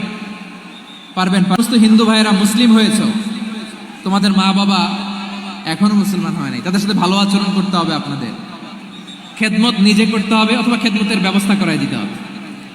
মান্থলি যে খরচ লাগে এটা দিতে হবে। আরে তুমি এখন মুসলিম, তোমার মা বাবা হিন্দু, এখনই তো সুযোগ ইসলামের সৌন্দর্য দেখানো। এখন মা বাবা যদি দেখে, আরে এটা হিন্দু থাকতে তো বদমাইশ ছিল, বেয়াদব ছিল, কি এমন ধর্ম সে গ্রহণ করলো যেটা গ্রহণের সাথে সাথে সে পাল্টে গেল? কি এমন ধর্ম সে গ্রহণ করেছে যেটা তার জীবনকে আলোকিত করে দিয়েছে? নসিব ভালো হইলে তারাও কালিমা পড়ে মুসলমান হয়ে যাবে। বিষ্ণু ইসা ইসলামের স্ত্রীর নাম ছিল আয়েশা রাদিয়াল্লাহু তাআলা আনহা, আবু বকর রাদিয়াল্লাহু তাআলা আনহুর মেয়ে। আবু বকর রাদিয়াল্লাহু তাআলা আনহুর আরেক মেয়ের নাম হচ্ছে আসমা। কি নাম? দুজনই আবু বকর রাদিয়াল্লাহু তাআলা আনহুর মেয়ে, আসমা আর আয়েশা। নাম দুটা কেমন লাগে? আসমা নামটা কেমন লাগে? আয়েশা নামটা কেমন লাগে? সবার ভালো লাগে নাই? নাম দুটো আপনাদের ভালো লাগে? লালমনিরহাটে অনাগত যদি কন্যা সন্তান হয়, যদি মনে চায় আসমা রেখে দিতে পারবেন, যদি মনে চায় আয়েশা রেখে দিয়েন। দেশে বিদেশে, এয়ারপোর্টে, রাস্তাঘাটে শুধু বলে, হুজুর একটা নাম দেন, আমার ছেলের একটা নাম দেন, মেয়ের একটা নাম দেন। তো আমার মনে আছে যশোরের 8 দিনের মাহফিলে আমি একটা দুইটা নাম দিয়েছিলাম। আজকে লালমনিরহাটের এই প্রোগ্রামে কন্যা সন্তান যদি হয় দুটা নাম দিলাম, আসমা কিংবা আয়েশা। ইনশাআল্লাহ পড়েন। দুজন বোন, এক মায়ের না, বাবা এক মা দুজন। আয়েশা রাদিয়াল্লাহু তাআলা আনহার মায়ের নাম উম্মে রুমান, আর আসমা রাদিয়াল্লাহু তাআলা আনহার মায়ের নাম কুতাইলা বিনতে আব্দুল উজ্জা। আবু বকর রাদিয়াল্লাহু তাআলা আনহু 4টা বিয়ে করেছিলেন। তো একই ঘটনা ঘটেছে এই ফ্যামিলি। কলিজার টুকরা সন্তান আসমারে দেখার জন্য কিছু উপহার নিয়ে বিশাল মরুপথ পাড়ি দিয়ে মক্কা থেকে মদিনায় যায়। সুবহানাল্লাহ বলেন। এখন মা আসছে মেয়ের সাথে দেখা করতে, মেয়ে তো আর দেখা দেয় না। মেয়ে ভাবছে আমার মা তো মুশরিকা, অপবিত্রা, তার সাথে কি দেখা দেয়া যাবে? বিশ্বনবীর দরবারে চলে গেলেন। সুবহানাল্লাহ বলেন। কি সৌভাগ্যবান ছিল তারা, মাসলা জানার দরকার হলেই নবীর দরবারে চলে যেত। ঘরে বউয়ের সাথে ঝগড়া হলে নবীর দরবারে চলে যেত। অনেক সাহাবী বলে আমার পেটে ক্ষুধা লাগলো আমি নবীর কাছে চলে যেতাম, কারণ নবীর চেহারার দিকে তাকালেই আমার পেটের ক্ষুধা মিটে যেত। সাইয়েদানা আসমা রাদিয়াল্লাহু তাআলা আনহা বিশ্বনবীর কাছে চলে গেলেন, যে বললেন ইয়া রাসূলুল্লাহ ইয়া হাবিবাল্লাহ ইন্না উম্মি কাদিমাতুন ইলাইয়া ওয়া হিয়া রাগিবা। আমার মা মক্কা থেকে অনেক দূর মরুর পথ পাড়ি দিয়ে উপহার সামগ্রী নিয়ে মদিনায় আমার সাথে দেখা করতে এসেছে গো নবী। আমার জানতে বড্ড ইচ্ছে হয় আমি আমার মুশরিকা মায়ের সাথে একটু দেখা করতে পারবো কিনা। আফা আসিলুহা, আগে যেমনি আমি আমার মায়ের সাথে ভালো আচরণ করতাম, যেমনি আমি আমার মায়ের সাথে সদাচরণ করতাম গো নবী, এখন আমি মুসলিমা মা মুশরিকা, এখনো কি আগের মতো সদাচরণ করতে পারবো নাকি? বিশ্বনবী বললেন নাম সিদিহা, হ্যাঁ রে আসমা, অবশ্যই অবশ্যই, আগে ঠিক যেমন তুমি তোমার মায়ের সাথে ভালো আচরণ করতে এখনো তেমনি আগের মতো ভালো আচরণ করবা। আওয়াজ করে পড়েন সুবহানাল্লাহ। কি ইসলাম আমরা পেয়েছি, কত ব্রড মাইন্ডেড আমাদের ইসলাম, কত ওপেন মাইন্ডেড ইসলাম, কত ওপেন আপ করতে পারে, চিন্তা করতে পারেন। বিষ্ণু বললেন হ্যাঁ অবশ্যই, নাম সুলিহা, আগে যেমনি ভালো আচরণ করছো আসমা এখন ওই রকমই করো, পারলে আরো বাড়ায় করো। সুবহানাল্লাহ বলেন। তাহলে আমার যে হিন্দু ভাইয়েরা হিন্দু বোনেরা ইমানের বদৌলতে দৌলতে আপনি ধন্য হয়েছেন, আপনার আম্মা আব্বা এখনো মুসলমান হয় নাই, তাদের জন্য দোয়া করেন, তাদের জন্য দোয়া করেন, আল্লাহ যেন তাদেরকেও ইমানের দৌলত দান করে। আমরা সবাই পড়ি আমিন, আরো জোরে পড়েন আমিন। এখন বলেন ইসলাম কি ন্যারো মাইন্ডেড রিলিজিয়ান না ব্রড মাইন্ডেড? লালমনিরহাটের যুবক ভাইরা আওয়াজ করো, ইসলাম কি ন্যারো মাইন্ডেড না ব্রড মাইন্ডেড? কতটা ব্রড মাইন্ডেড দেখেন। বিশ্বনবী সাল্লাল্লাহু আলাইহি সাল্লাম অমুসলিমরা যদি নবীকে উপহার দিত ওই উপহারও বিশ্বনবী গ্রহণ করতেন। সুবহানাল্লাহ পড়েন। আপনার অমুসলিম বন্ধু যদি উপহার দেয় সেটাও আপনি নিতে পারবেন, যেটা নেওয়া যায়। কিন্তু আপনার বন্ধু যদি আপনার মদের বোতল দেয় নিতে পারবেন? হ্যাঁ, মদের বোতল দিলে পারবেন না। আপনার বন্ধু যদি আপনার পর্ক দেয়, পর্ক শুকরের গোশত মিশ্রিত কোনো খাবার, ওটা নিতে পারবেন না। হালাল যে কোনো জিনিস নিতে পারবেন। বিশ্বনবী সাল্লাল্লাহু আলাইহি ওয়াসাল্লাম অমুসলিমদের দেয়া হাদিয়া গ্রহণ করতেন। কেমন নবী ছিলেন, আমার নবীরে চিনে নেন, আমার নবীর অ্যাটিটিউড জেনে নেন। বিশ্বনবী সাল্লাল্লাহু আলাইহি ওয়াসাল্লাম যখন কোনো জনপদে যেতেন 3টা অপশন নিয়ে যেতেন। প্রিয় ভাইয়ের আওয়াজ করে বলতে হবে, কোনো জনপদে গেলে আমার নবীর অপশন থাকতো কয়টা?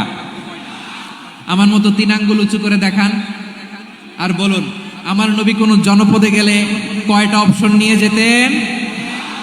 1 নাম্বার অপশন আসলিম তাসলাম। নতুন এলাকায় গেলে বলতেন আসলিম তাসলাম, ইসলাম ধর্ম গ্রহণ করো, শান্তিতে থাকবা, আমার ভাই হয়ে যাবা, আমরা ভাই ভাই, ইসলাম মানো, আমরা ভাই ভাই। অপশন নাম্বার কত? 1। যদি বলে না ইসলাম মানবো না, ওকে, অপশন নাম্বার 2, মুসলিম হওয়ার দরকার নাই, লা ইকরাহা ফিদ্দিন, ইসলামে কোনো বাড়াবাড়ি নাই। খ্রিস্টান আছো থাকো, বৌদ্ধ আছো থাকো, ইহুদি থাকতে চাও থাকো, কিন্তু আমরা যেহেতু রিজিওনাল সুপার পাওয়ার, আমাদের আন্ডারে থাকো, ট্যাক্স দিয়া থাকো, এটার বলে জিজিয়া। আলেম যারা আছেন বুঝবেন এটার আরবিতে কি বলে, জিজিয়া। You pay us the tax, we will give you the security. তোমরা ট্যাক্স দিবা, আমরা সিকিউরিটি দিব, আমাদের আওতায় থাকবা, কেউ তোমাদেরকে আক্রমণ করতে পারবে না, আমরা নিরাপত্তা দিব। সুবহানাল্লাহ বলেন। এটা অপশন নাম্বার কত? আচ্ছা, বুঝে থাকলে বলেন 1 নম্বর অপশন কি ছিল? ইসলাম। ইসলাম মানো শান্তিতে থাকবা, ভাই ভাই, আমরা ভাই ভাই। অপশন নাম্বার 2, ট্যাক্স দাও, আমরা নিরাপত্তা দিব, মুসলিম হওয়া লাগবে না। এখন 1 নাম্বারও মানে না, 2 নাম্বারও মানে না, মুসলিম হবো না, ভালো খ্রিস্টান থাকো, ট্যাক্স দাও, আমরা সিকিউরিটি দিব না, এইটাও মানি না। বিষ্ণু বলেন তাহলে তলোয়ার আমাদের আর তোমাদের মাঝে ফায়সালা করবে। মুসলিমও হবা না, ট্যাক্স দিবা, নিরাপত্তা দিব, আমরা সুপার পাওয়ার, আমাদের আন্ডারে থাকবে, এইটাও না। তাহলে তোমাদেরকে তো আমরা বিশ্বাস করতে পারি না, কখন না কখন বিশ্বাসঘাতকতা করো, কার সাথে মিলে হাত মিলাও, তলোয়ার আমাদের মাঝে ফায়সালা করবে। তখন তিনি জেহাদের সশস্ত্র সংগ্রামের ঘোষণা দিতেন। সুবহানাল্লাহ পড়ে। দেখেন, পশ্চিমারা জেহাদকে এইভাবে চিত্রায়িত করে না। ওরা জেহাদ বলতে বোঝায় তলোয়ার, হাত কাটো, গলা কাটো না। জেহাদ সশস্ত্র সংগ্রাম 3 নম্বরে।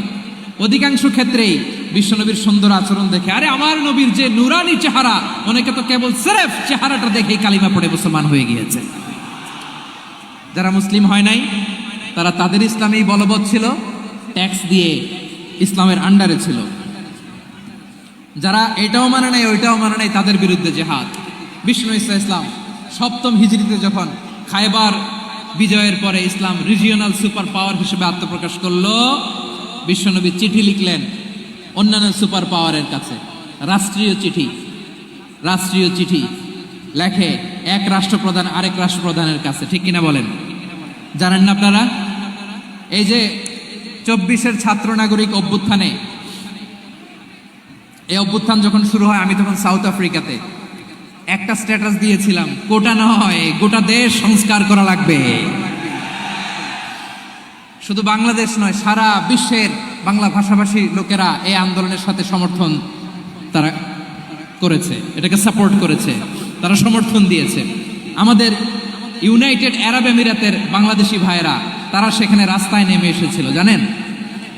ওইখানে ডেমনস্ট্রেশন করা যায় না, সেখানকার সরকার তাদেরকে যাবজ্জীবন দিয়েছিল। তখন আমাদের এই যে প্রধান উপদেষ্টা ডক্টর মোহাম্মদ ইউনূস সরাসরি G2G বলে, এটারে G2G, government to government, G2G, উনি চিঠি লিখলেন যে তাদেরকে, ইউর হাইনেস, হে সম্মানিত আমির, আপনি আমার এই চিঠির কারণে আমার সম্মানে এই 53 জন বাংলাদেশিকে মাফ করে দেন।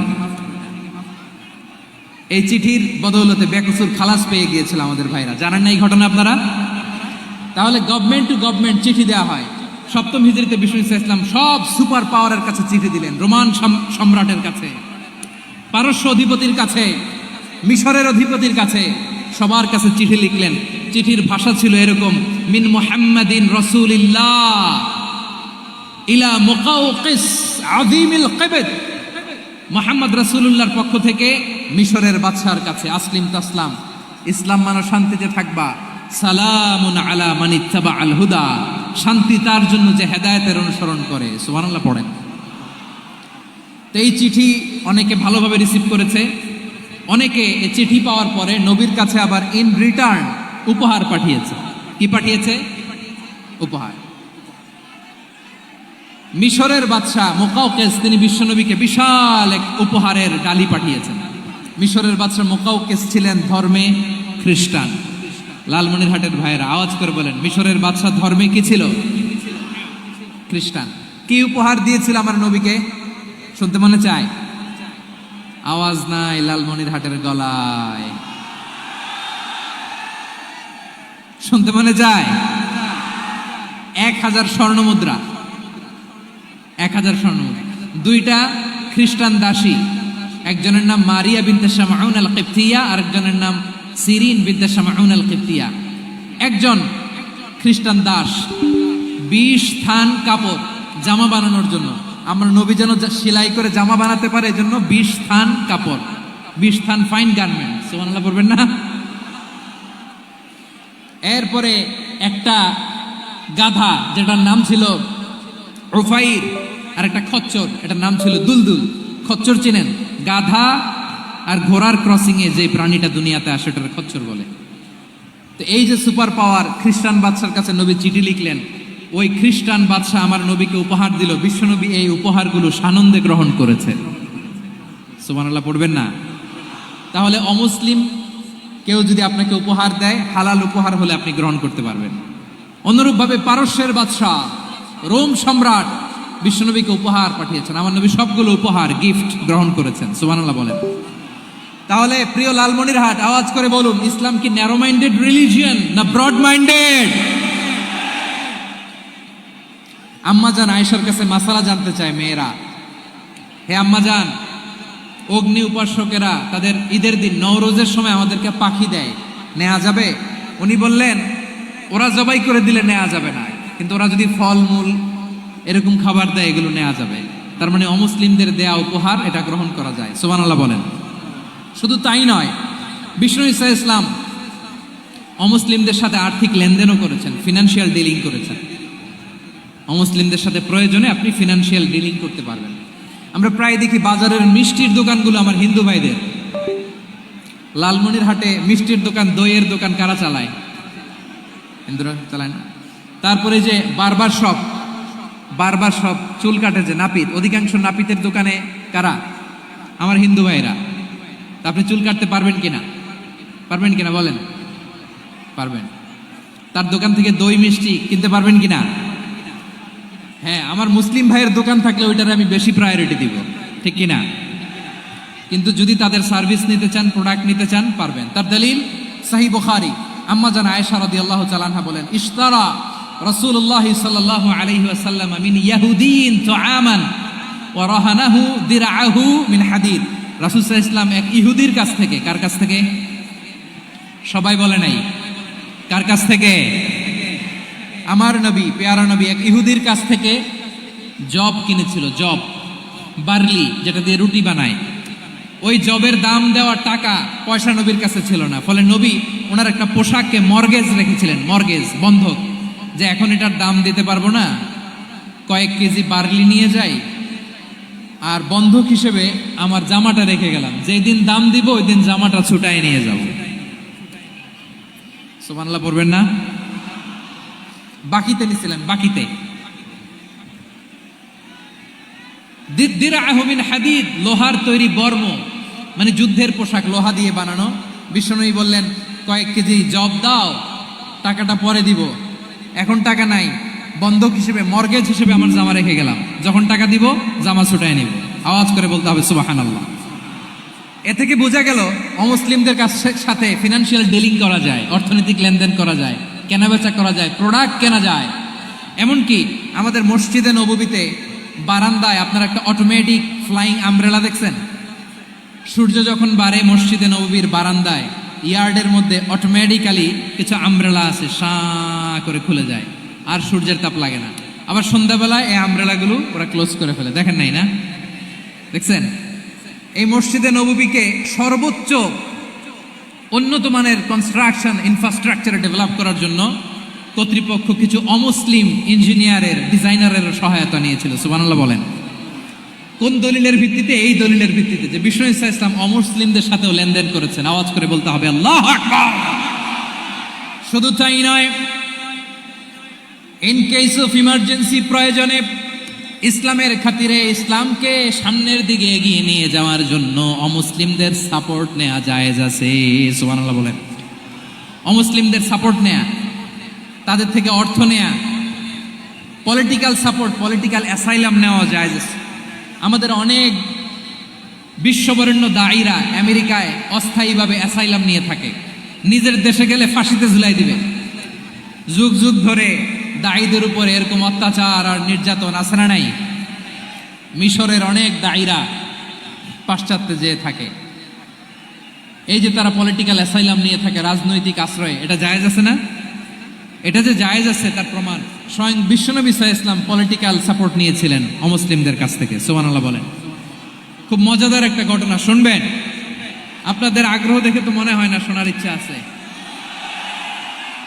আছে আছে, গলায় জোর আছে। লিল্লাহে তাকবীর, লিল্লাহে তাকবীর, নারায়ে তাকবীর। মাশাআল্লাহ।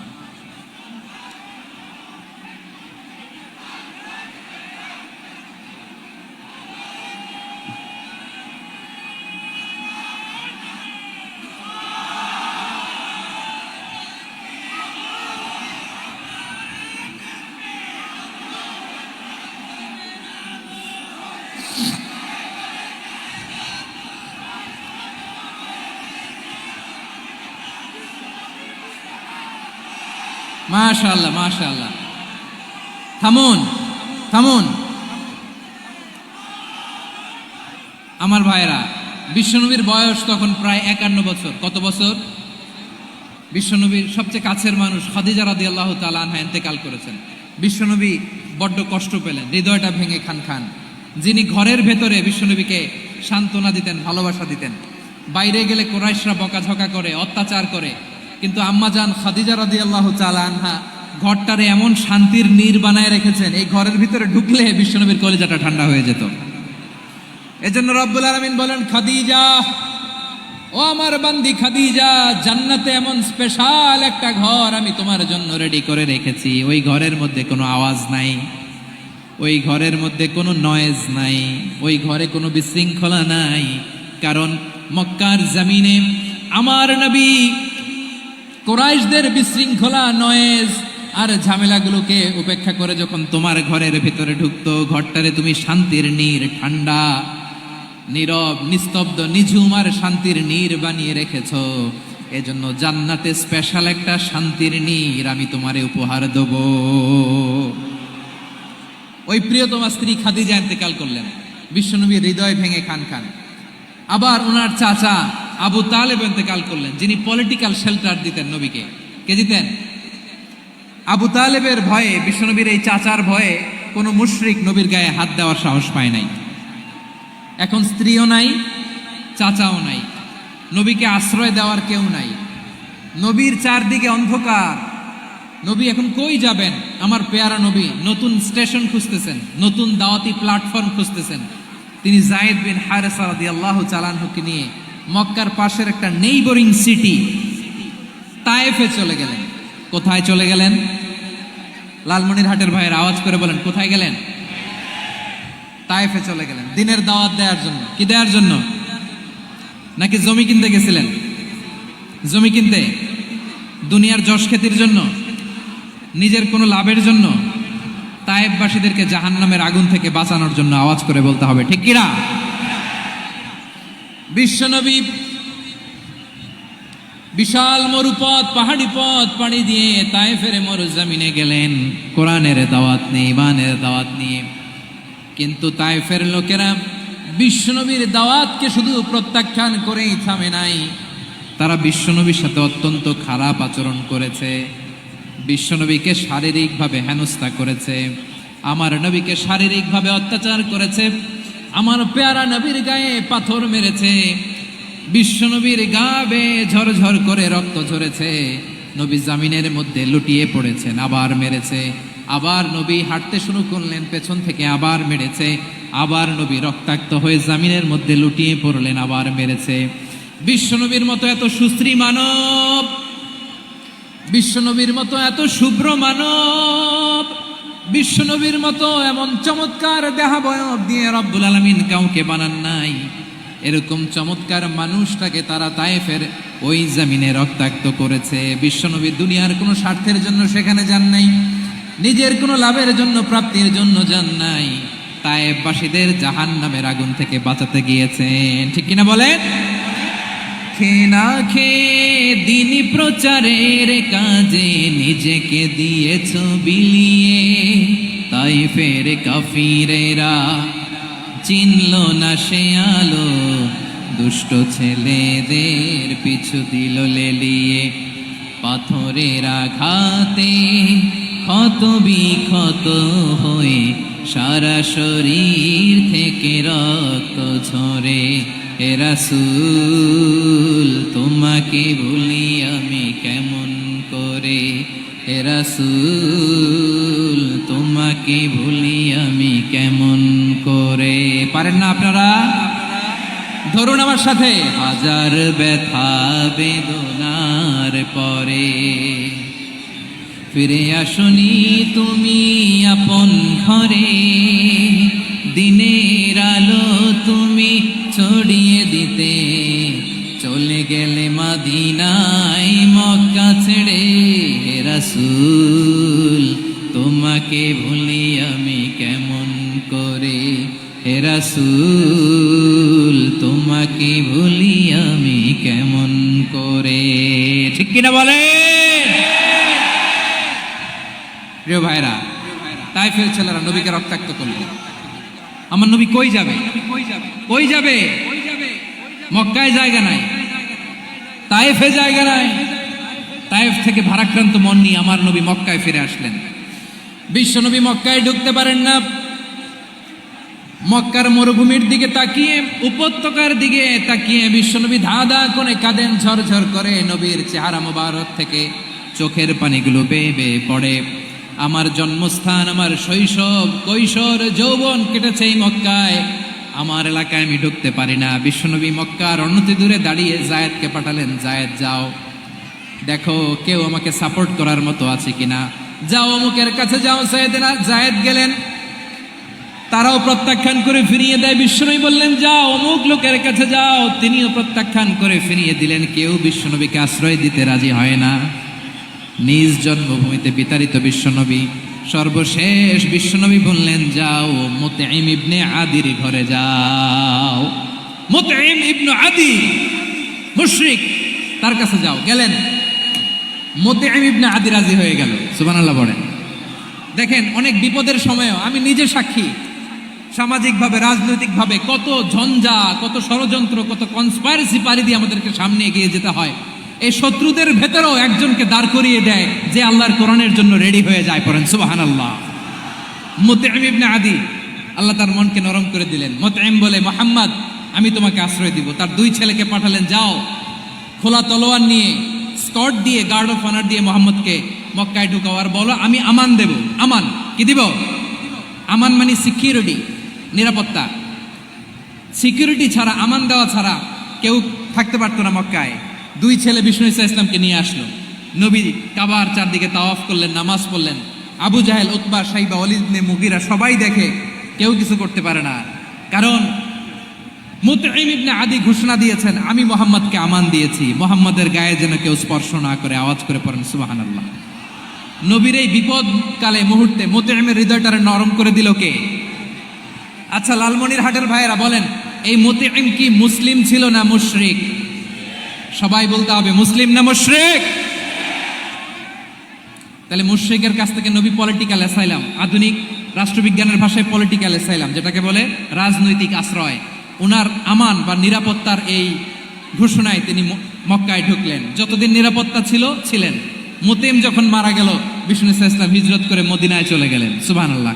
কিন্তু মুতঈম যে বিশ্বনবীর উপকার করছে এটা বিশ্বনবী ভুলে নাই। আমাদের অনেকে আছে উপকার করার পরে আর খেয়াল থাকে না, খাওয়ার পরে গলা দিয়ে নামলে আর খেয়াল থাকে না। এরকম আছে না নাই? আমার নবী ভুলে নাই।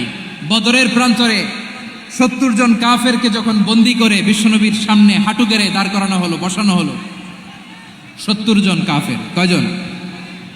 বিশ্বনবী তাদের দিকে তাকিয়ে বললেন, সহিহ বুখারীর বর্ণনা, লাউ কানাল মুতঈম ইবনে আদি হাইয়ান সুম্মা কাল্লামানি হাউলাঈ নাতনা লা তারাকতুহুম লাহু।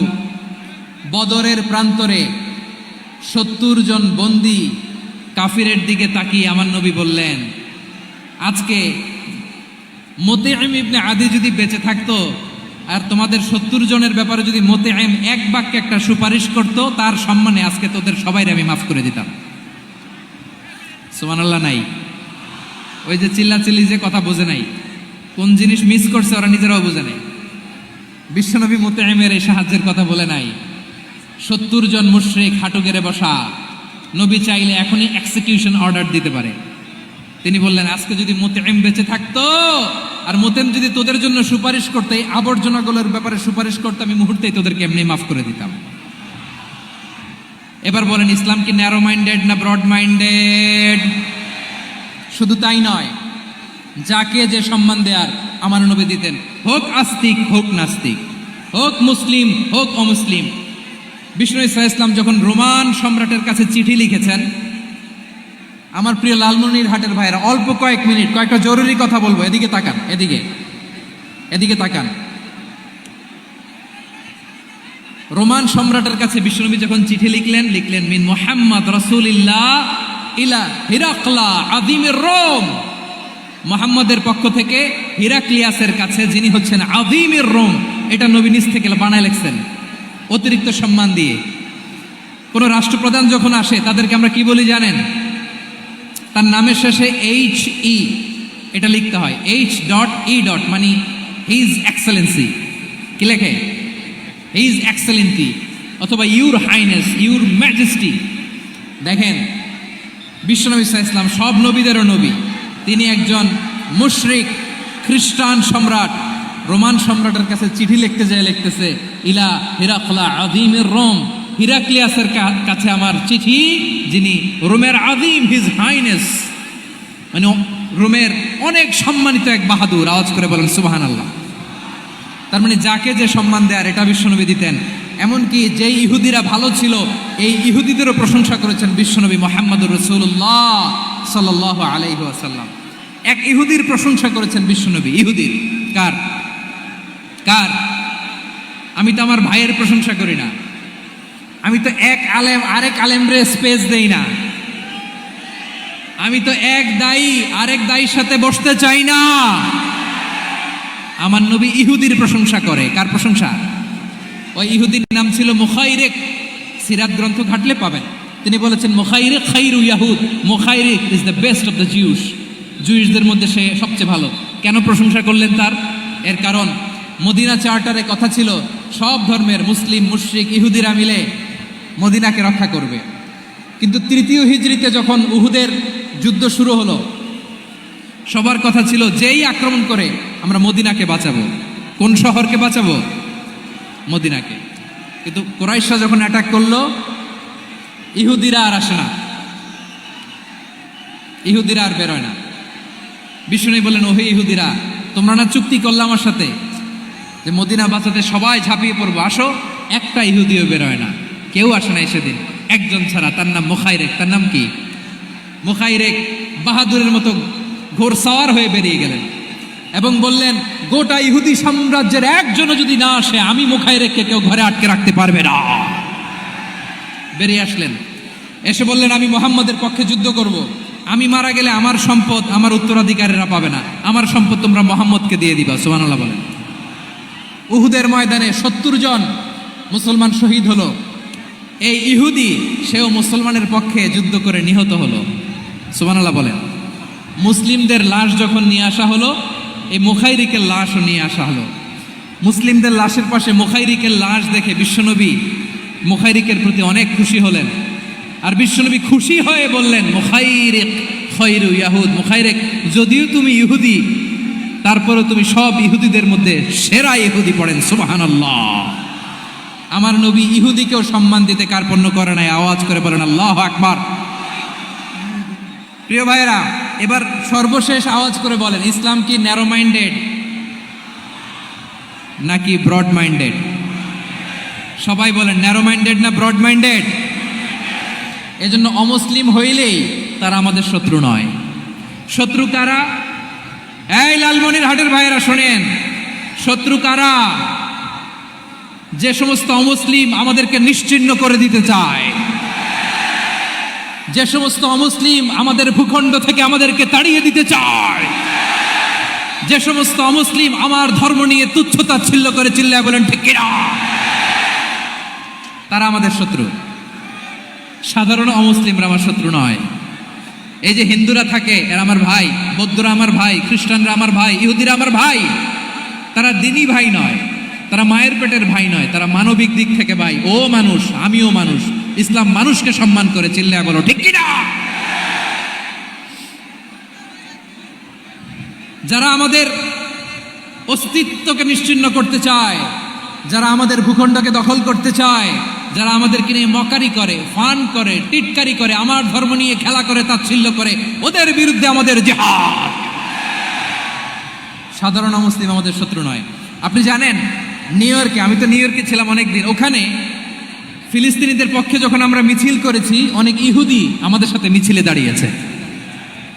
কারণ ওরাও জানে এই ভূখণ্ড ফিলিস্তিনিদের ভূখণ্ড। আওয়াজ করে বলো লালমনিরহাট ঠিক কিনা।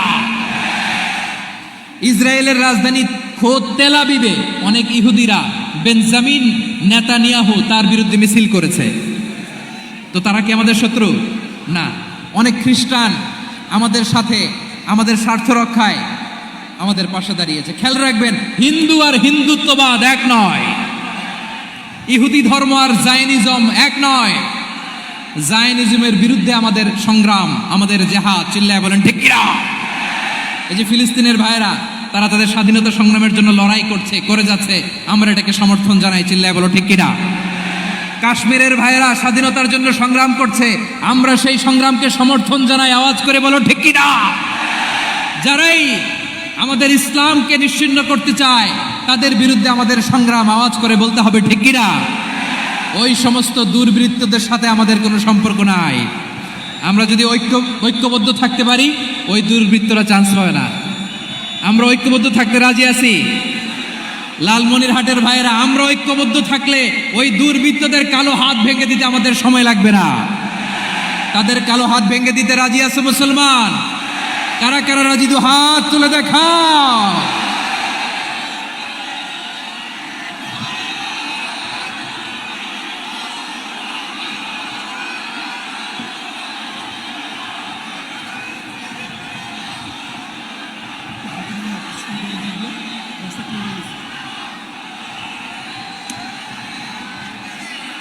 আমার প্রাণ প্রিয় লালমনিরহাটের ভাইয়েরা, শত্রু কাফের আর অশত্রু কাফেরের মধ্যে পার্থক্য আছে না নাই? আবু তালেবও মুশরিক, আবু জাহেলও মুশরিক, কিন্তু দুই মুশরিকে পার্থক্য আছে না নাই? আবু তালেব নবীর চাচা, মুশরিক, মারা গিয়েছে মুশরিক অবস্থায়, কিন্তু আজীবন আমার নবীকে আগলে রেখেছে, আমার নবীকে সাপোর্ট করেছে, ভালোবেসেছে। আবু জাহেলও মুশরিক, মারা গিয়েছেও মুশরিক হিসেবে, আজীবন আমার নবীর বিরুদ্ধাচরণ করেছে। আবু জাহেলের শক্তি, সামর্থ্য, স্ট্র্যাটেজি, প্ল্যান সব আমার নবীর বিরুদ্ধে ছিল। আবু জাহেলের কারণে একটা দিন শান্তিতে আমার নবী মক্কায় ঘুমাতে পারে নাই, চিল্লায় বলেন ঠিক কিনা? এজন্য রব্বুল আলামিন বলেন, লা ইয়ানহাকুমুল্লাহু আনিল্লাযীনা লাম ইউকাতিলুকুম ফিদ-দীনি ওয়া লাম ইখরিজুকুম মিন দিয়ারিকুম আন তাবাররুহুম ওয়া তুকসিতু ইলাইহিম ইন্নাল্লাহা ইউহিব্বুল মুকসিতিন।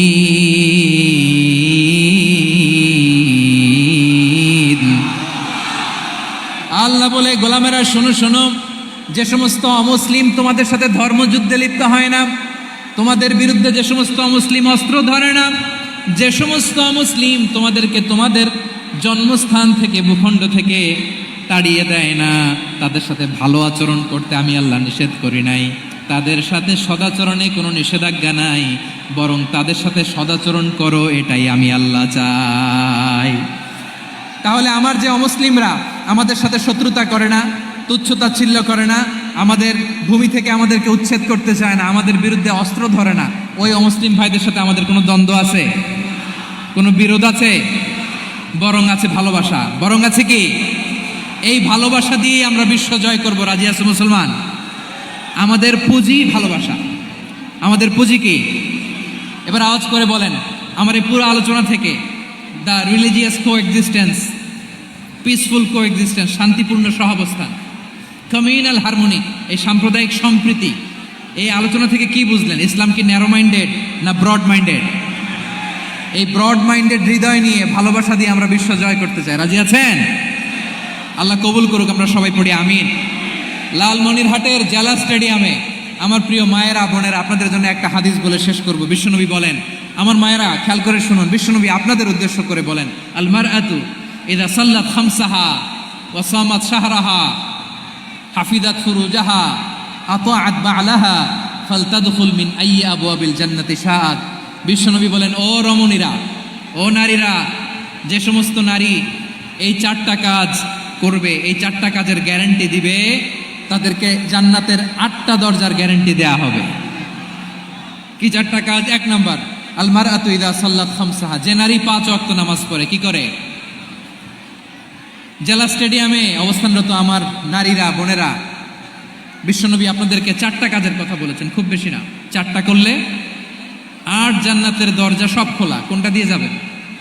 যেটা দিয়ে মনে চায়। 1 নাম্বার 5 ওয়াক্ত নামাজ। আমার বোনেরা জোহরের নামাজ পড়তে পড়তে এটা আসরে নিয়ে যায়, আসর পড়তে পড়তে এটা মাগরিবে নিয়ে যায়, এরকম আসরে নাই? লালমনিরহাটে হয়তো নাই। আমার বোনেরা এটা করবেন না। ইন্নাস সালাতা কানাত আলাল মুমিনিনা কিতাবাম মাওকুতা, সময় মতো পড়বেন।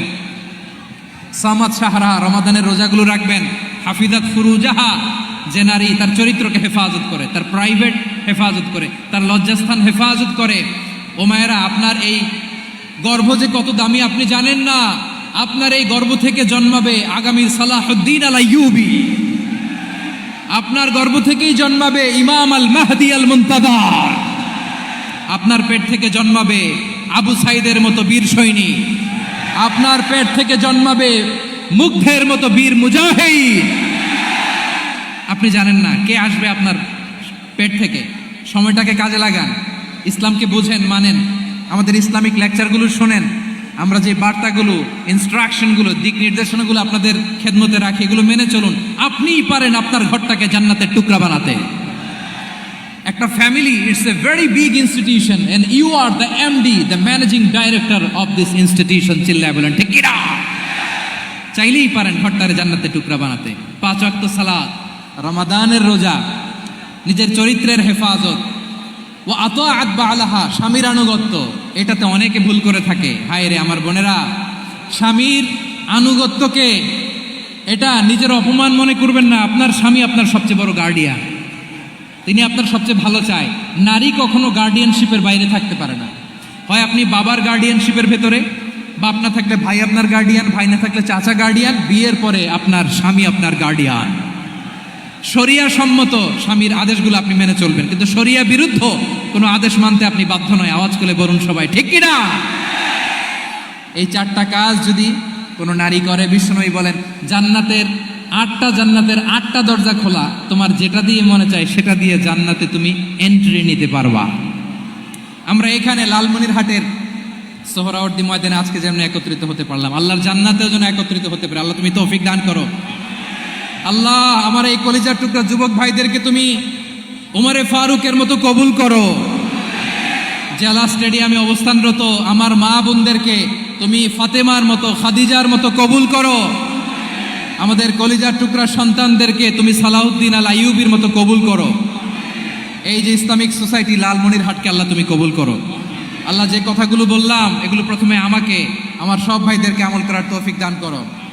রব্বানা ظلمنا أنفسنا وإن لم تغفر لنا وترحمنا لنكونن من الخاسرين ربنا آتنا في الدنيا حسنة وفي الآخرة حسنة وقنا عذاب النار رب العالمين আরশের মালিক, লক্ষ লক্ষ তাওহীদি জনতা দুনিয়ার কোনো কিছুর আশায় নয়, দুনিয়ার কোনো কিছুর জন্য নয়, তোমার কোরআনের প্রেমে, ইসলামের প্রেমে হাজির হয়েছে। আল্লাহ আমার ভাইদেরকে কবুল আর মঞ্জুর করে দাও। ইসলামের জন্যই গণজোয়ার, এই উচ্ছ্বাস, এই এনার্জি শক্তিগুলোকে আগামীর ইসলামের জন্য কবুল আর মঞ্জুর করে নাও। গাড়িতে করে, হুন্ডায় চড়ে, সাইকেল দিয়ে, রেল লাইন দিয়ে, রেলে চড়ে চড়ে লক্ষ লক্ষ ভাইয়েরা বিভিন্ন জেলা থেকে আজকের এই ঐতিহাসিক লালমনিরহাটের প্রোগ্রামে যারা জয়েন করলো, নিরাপদে তুমি আবার তাদেরকে গন্তব্যে পৌঁছে দিও। রব্বানা تقبل منا إنك أنت السميع العليم وتب علينا يا مولانا إنك أنت التواب الرحيم سبحان ربك رب العزة عما يصفون وسلام على المرسلين والحمد لله رب العالمين وجعل آخر كلام